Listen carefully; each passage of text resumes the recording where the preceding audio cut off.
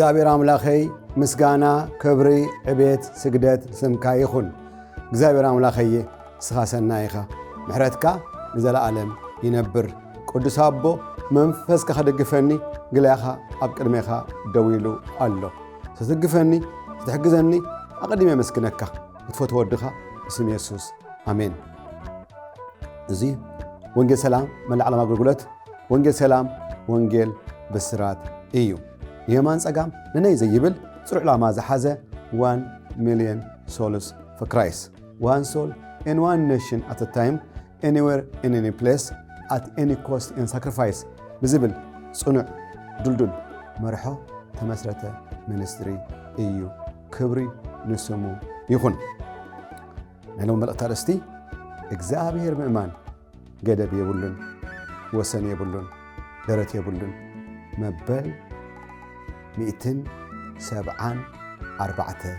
ክፋል መልእኽቲ እዚ ነዊሕ ግዜ ዝወሰደ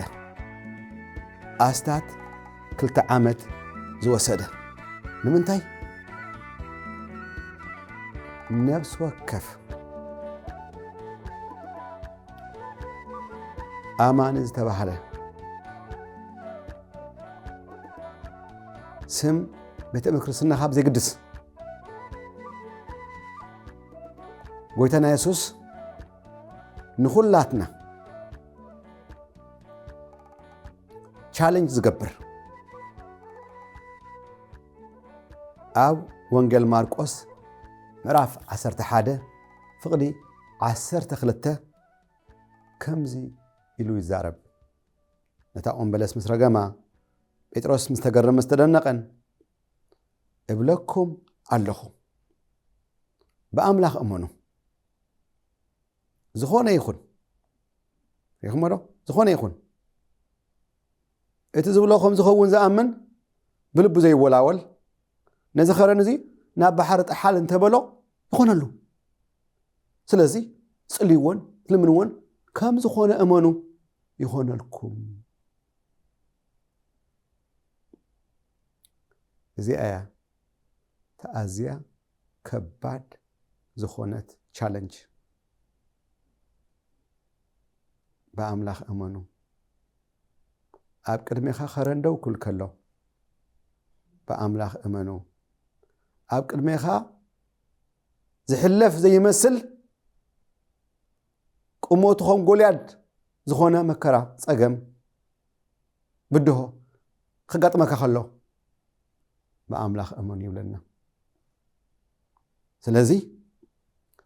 ብዛዕባ ህይወትን እምነቶምን ናይ እምነት ጀጋኑ ሰባት እንዳረኣና ፀኒሕና ህይወቶም ዘግርም እዩ። እዚኣቶም ንኣምላኽ ኣሚኖም ኣብ ህይወቶም ንኣምላኽ ኣኽቢሮም ብእምነት ንኣምላኽ ዝስመሩ ኣብ ብሉይ ኪዳን ዝነበሩ ሰባት ስሞም ግን ኣብ ሓድሽ ኪዳን ኣብ መልእኽቲ ዕብራውያን ምዕራፍ 11 ተጽሒፉ ንረኽቦ። ካብ መን ጀሚርና? ካብ ኣቤል፣ ድሕራይ ሄኖክ፣ ኖህ፣ ኣብርሃም፣ ሳራ፣ ይስሐቅ፣ ያዕቆብ ወለዲ ሙሴ፣ ያዕቆብ ዮሴፍ ወለዲ ሙሴ፣ ሙሴ ባርያ እግዚአብሔር። ድሕራይ ጸሓፊ ኢያሪኮ ይዛረብ መንዝክር ኢያሱን ካሌብን። ድሕራይ ረሃብታ መንዝራ ሰበይቲ። ድሕራይ ግደወን፣ ባራቅ፣ ሳምሶን፣ ይፍታሔ፣ ዳዊት፣ ሳሙኤል ነቢያት ህይወቶም ንሕዘኪር ንሕርካ ክፅብፅብ ጀሚረ ግዜ የብለኒ ይብል ጸሓፊ። ሽዑ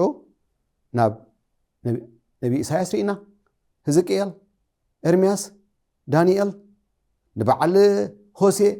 ዮኤል ዓሞጽ ኦብድያ ዮናስ ሚክያስ ናሆም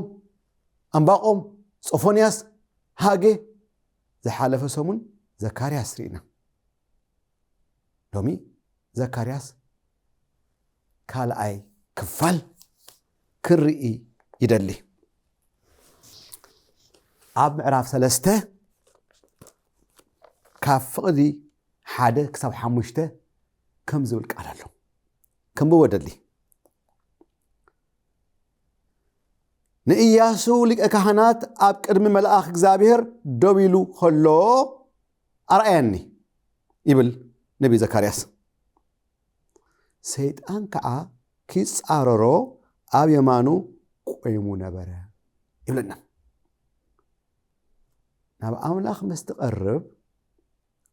ናብ ኣምላኽ ምስትቐርቢ እዚ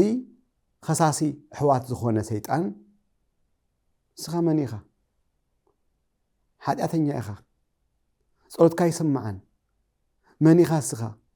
ማእለይ ዘይብሉ ክሲ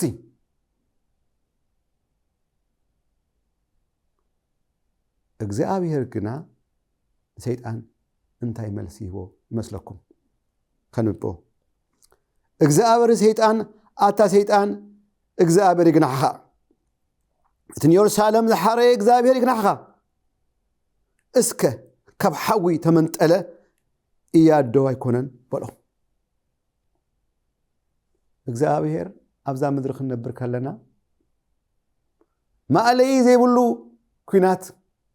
ማእለይ ዘይብሉ ውግእ በዚ ሰይጣን በዚ ዓለም በዚ ስጋና ክዋጋኣና ከሎ እግዚአብሔር ይናና ረዳኤን ሓጋዝን እቲ ውግእ ናይ እግዚአብሔር እዩ ናቲ ሓላፍነት ናትካ ሓላፍነት ኣብ እግዚአብሔር ምእማን ኣብ እግዚአብሔር ምጽጋዕ ኣብ ምድጋፍ እዚ እዩ እዚኣያ ሰብ ተጸግሞ ሓደ ንጉስ ነይሩ ንጉስ ዮሳፍጥ ዝበሃል ጸላኢ መጺዎ ትህዝቢ ፈሪሑ ተረቢሹ ሽዑ እግዚአብሔር ነቢይ ኢኹ ታይብሎ ኣብ ካልኣይ ዜና መዋዕል 20:15 እቲ ውግእ ናይ እግዚአብሔር እዩ ናትኩም ኣይኮነን ኣብዚ ዓብይ ጭፍራ ኣይትፍርሑ ኣይትሸበሩ ይብላ ኣሎ እግዚአብሔር ትውግእ ናይ መን እዩ ናይ ኣምላኽ እዩ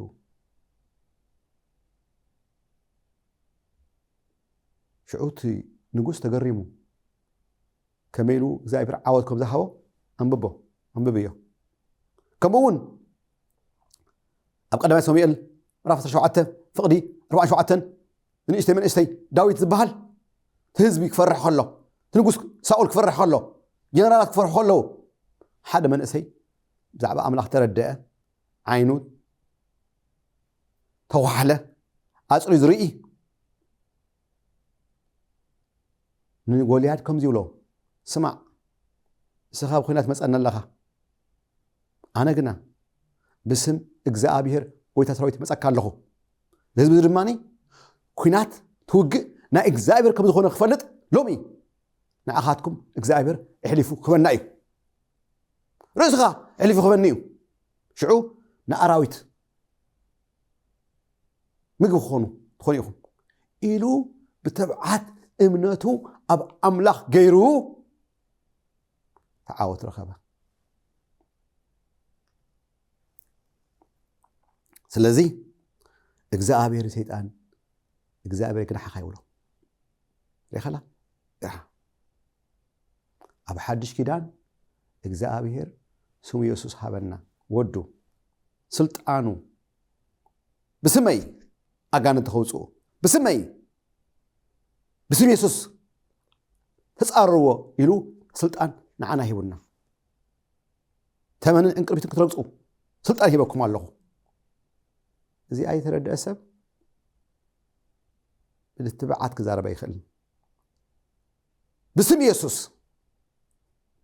ሓደ ግዜ ይዝከረኒ 3 ጸለምቲ ምሸት ሽጉጥ ሒዞም ሓደ ወዲ ቅርብ ኢሉ ትነዊሕ ታሪክ ሕፅሮ ኣብ ግንባረይ ተኺሉ ጓንቲ ገይሩሎ ሰልኻ ኩሉ ሃበኒ ተዘይኮኖ ኣብዚኣ ፍግም ከብለካ እየ ኢሉ ይዛረበኒ ሽዑ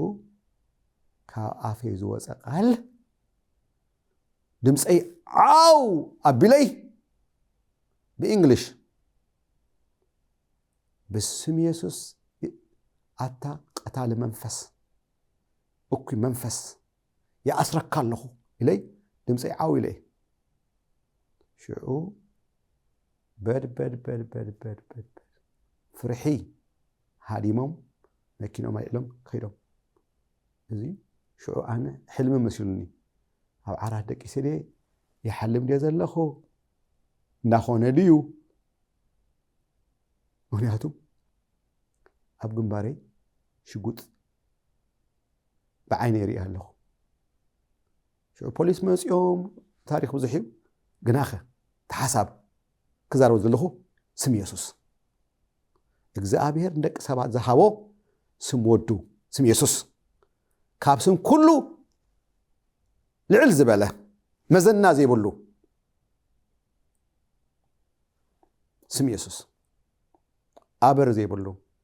ሕፍቲ ዘይብሉ ኢንታ ዘይብሉ ስም ጸላኢ ነዚ ስም እዚዩ ቀጥ በድ ዝብለሉ ንኻሊ ወላ ሓንቲ ፀውዕ ወላ ዘለኻ ፀውዕ ወላ ሓንቲ ኣይፈርሕን ኢያሱ ከዓ ረሳሕ ክዳውንቲ ተኸዲኑ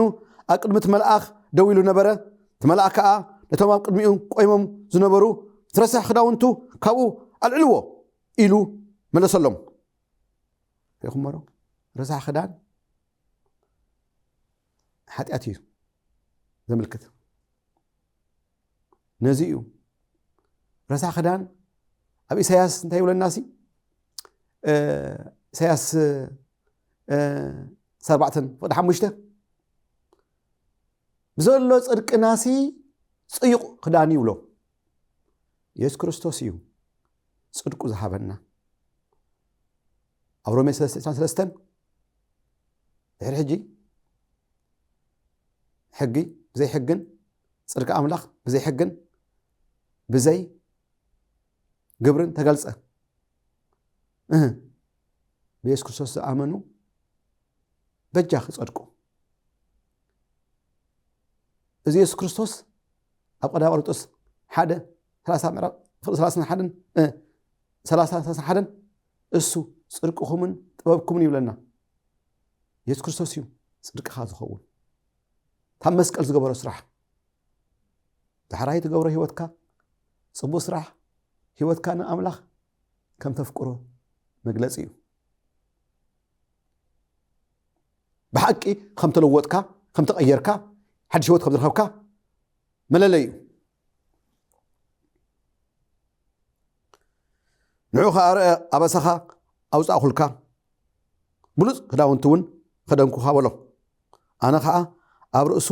ጽሩይ መጠምጠምያ ጠምጠምሉ በልኩ ሰቶም ከዓ ኣብ ርእሱ ጽሩይ መጠምጠምያ ጠምጠምሉ ክዳውንቲ እውን ከደንዎ እቲ መልኣክ እግዚኣብሔር ድማ ኣዊቆም ነበረ እዚ እዩ እግዚኣብሔር ኣምላኽ ንሓደ ሰብ ህይወቱ ቀይሩ ሓድሽ ህይወት ሂቡ ሰብ ክገብሮ ከሎ እዚ ኣነ ምስክር እየ እዚ ረሳሕ ህይወተይ ካብ ዓለም ዝመፀ ቅድሚ 30 ዓመት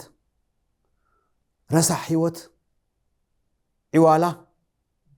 ኢየሱስ ክርስቶስ ናባይ መፅዩ ከምዚ ዝበ ካብ በረኻ ተምፅኦ ሓርፋፍ ኣብ ውሽጢ እንቅርቢት ኣሎ ተመን ኣሎ እንታይ ኣሎ ሃገረ ሰብይ ዓብያነ እንጨት ነምፅእ ከለና ካብ በረኻ ታደ ተሓጒሳ ኣብ ውሽጢ ግን ክፍት ታብረቶ እንቅርቢት ተመን ክንደይ ነገር እዚ እዩ ሽዑ እዩ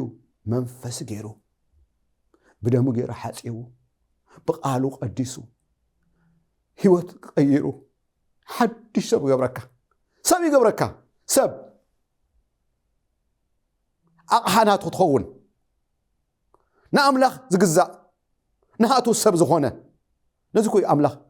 تجيب لك أجيمو تقدسك أملخ أني إبلك سب يقبرك حوية أبي هو تالله زي قدس أنت فتيخة تفقيرك نزا أملخ أمسك الزموتي يسوع كريستوس نفس خاطر هيب كايو أمين كايو كابخا كافت زي بلع زوج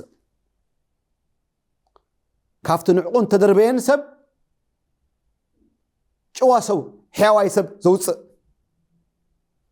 منفس غيرو قديس كوا حد شي وثيب كوا بحقي اب قدميو ناتو تخون وش تخا سلام مليئو سب زقبر إياسهم يجروا كم يجروا تغير هيوته غيروا هيوته هاللويا سلازي هيوتك غير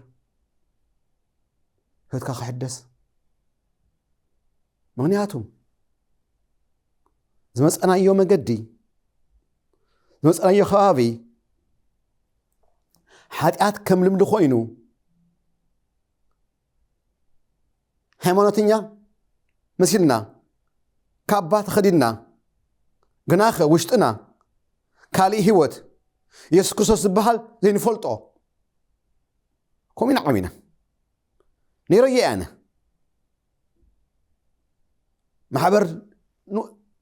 نأتو ورحي سأبلن ستي أنا أرغوي بحال هيوتنا جن لموديو سرقي حاسوت منزرنا لموديو حتى مخانون من نقرنا نابزي يسوع كريستوس اسمس أخا زيو كريستوس يسوع ሃይማኖት አይኮነ ንብል ክርስቶስ ኢየሱስ ጴንጤ አይኮነ ካቶሊክ አይኮነ ኦርቶዶክስ አይኮነ ከነሻ አይኮነ መንግስት እዩ መንግስት ናብ ምድር ዝመፀ መንግስት አምላኽ ታመጀመራ ሰብከቱ መንግስት አምላኽ ቀሪባ ያሞ ንስሐ እተው መጥቶ ዮሐንስም ከሙ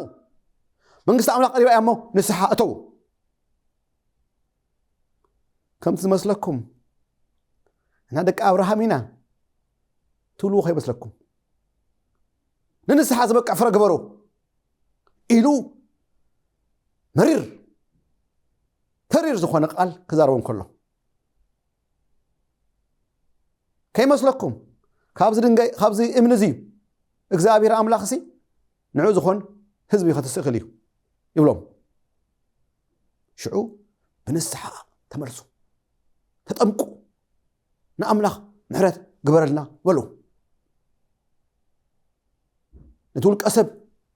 تم يقولكم زلوه نتم عقيتي تم يقولكم زلوه تم راحتي هيمونت تم يقولكم زلوه حادة بحادة نقرأهم كله سمع حوية حفتي كورات سمعتي خوابينا فلت ايه تعابينا فلت ايه هيمونت قالوا جناخه نتي أمسك الزموت يسوع كريستوس تنسأ بخبر تنسأ نفس ما إذا عرقه أبي ما نبوت أمته من فسع أملاخ زلا أخه كساب زيو يسوع سبحانه أيوتك كساب يتنكيك هيمانتيان كونك أخذ موت كيف رأيك يوم ናኡ መስመጽ ግን ህይወትካ ብርሃን ስለ ዝኾነ ጸልማትን ብርሃንን ሓቢሩ ክሓብር ኣይክእልን ስለዚ ብምንቃቕ ትነብር ምክንያቱ ንዕኡ ፈሊጡ ንዕኡ ኣሚኑ ብሓቂ ትንሳኤ ዝረኸበ ሰብ ናይ ህይወት ትንሳኤ ዝረኸበ ሰብ ከመይ ገይሩ ምጸልማት ክሓብር ይኽእል ወሰላ ሓወይ ሓያሎ ሰባት ኣለዉ እንዲኦም ኣይምሰልካ እግዚአብሔር ሰብ ኣለዎ ኣብ ኩሉ ቤተ እምነት ክርስትና ንኣምላኽ ዝፈርሑ ሕያዋት ሰባት ኣለዎ ዘርኢ ኣለዎ ኣብ ኩሉ ሓደ ሰባኽ ነይሩ ነቢ ኤልያስ ዝበሃል ኣብ መጽሓፍ ቅዱስ በይነ ኢልዎ ንኣምላኽ በይነ ኩሉ ድሂሉ እዩ ኩሉ ከኣምላኽ ርሒቑ እዩ ስማዕ ኢልዎ ኤልያስ ኣብዚ ከተማ እዚ ንበዓል ዘይሰገዱ 7,000 ሰባት ኣለውኒ ኤልያስ ሰንቢሉ 7,000 ሰባት ኣለውኒ ኢልዎ ኣምላኽ ንኣምላኽ ዝፈርሑ ሰባት ፈልጦም እዩ ኣበይ ከም ዘለዉ ስለዚ ክርስትና መንግስቲ እያ መንግስቲ ኣምላኽ እያ ኣብ ግብረ ሐዋርያት ምዕራፍ 1 ፍቕዲ 3 ካብ ሞት ምስ ተንስአ ንደቂ መዛሙርቱ ን40 መዓልቲ እንዳተገልጸሎም ብዛዕባ መንግስቲ ኣምላኽ እናመሃሮምን እናነገሮምን ብዙሕ መፈለጥታ ሕያው ከም ዝኾነ ርእሱ ኣርኣዮም ይብለና ኣፍታ መጽሓፍ እሳ ምዕራፍ 28 መጨረሻ ምዕራፍ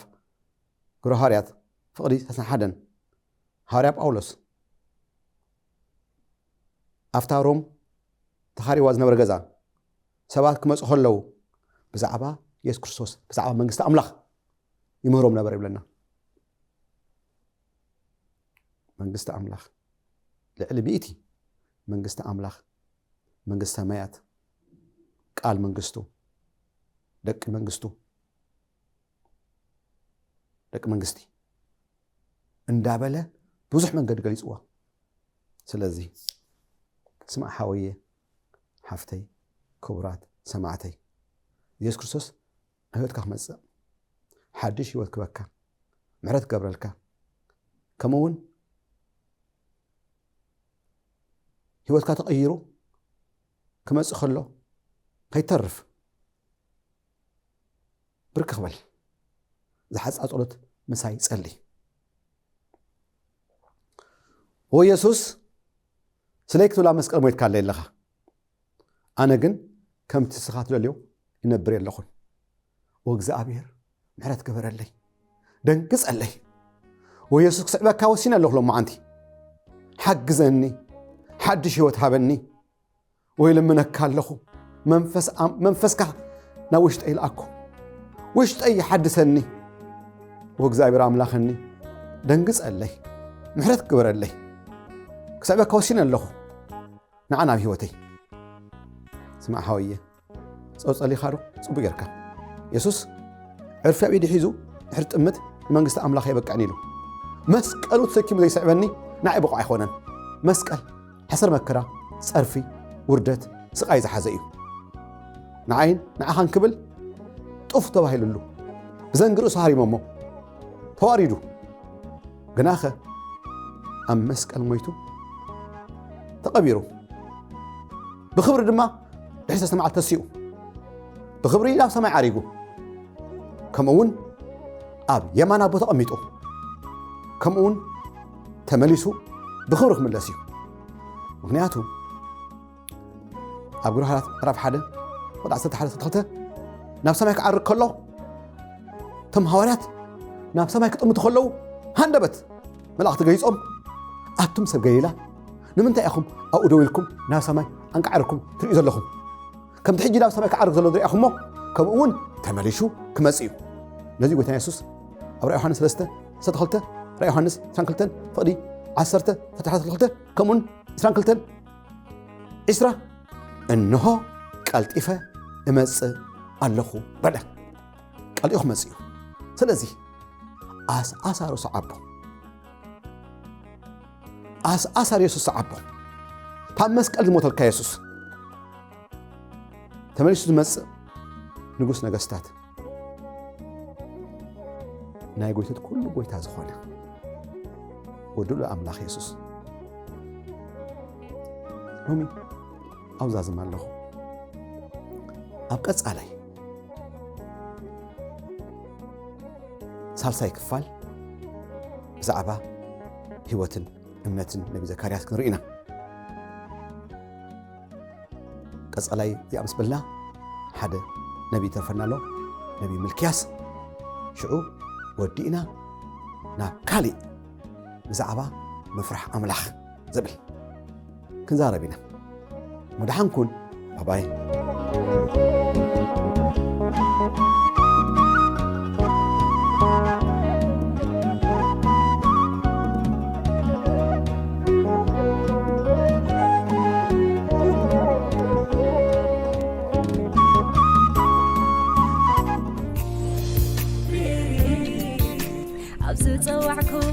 دبخنا بالكا عب كل نجارات كتحجز ولودكا عب زوعكو دبخنا بالكا يسوس يدك في رديئة يكونكا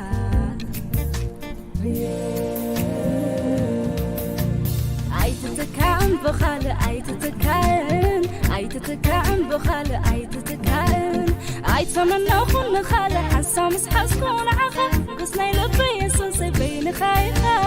عيتتكعن بخالة عيتتكعن عيتتكعن بخالة عيتتكعن عيتفمنا خن خالة حسا مسحسكون عخا قصنا يلبي يسوس بين خايفا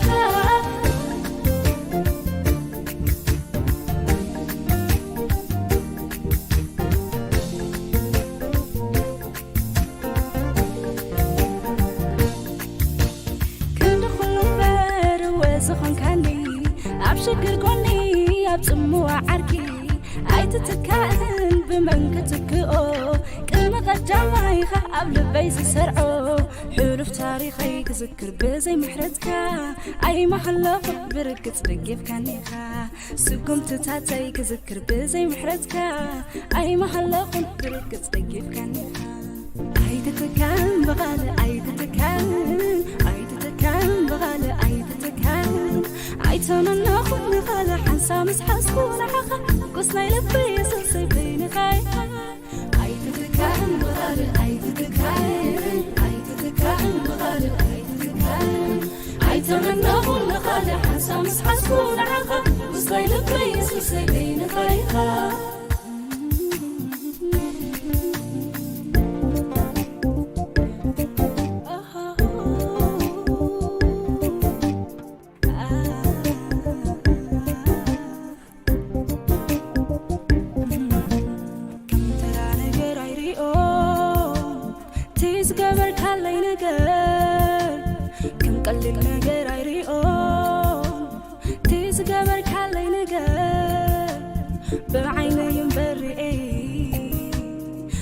كفني كلها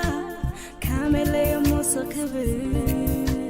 تمسكن برلكا بعينين برئي كفني كلها كامل يوم وصكبر تمسكن برلكا كنت كل بر وزقن كاني أبشكر كوني أبتموا عكي عيتتكائن بمنكتكئو كلمة قدامي قبل بيز سرعو نفس وكفر عن تاتي من مساعاتو نبعلو مسكري ونرديئتو كحلف موعد لنكاية مسكنكو سنينك هو بزيحو أنبر بزيحو جاء بزيحو هو بزيحو نفس وكفر عن تاتي من مساعاتو نبعلو مسكري ونرديئتو كحلف موعد لنكاية مسكنكو سنينك هو بزيحو أنبر بزيحو جاء بزيحو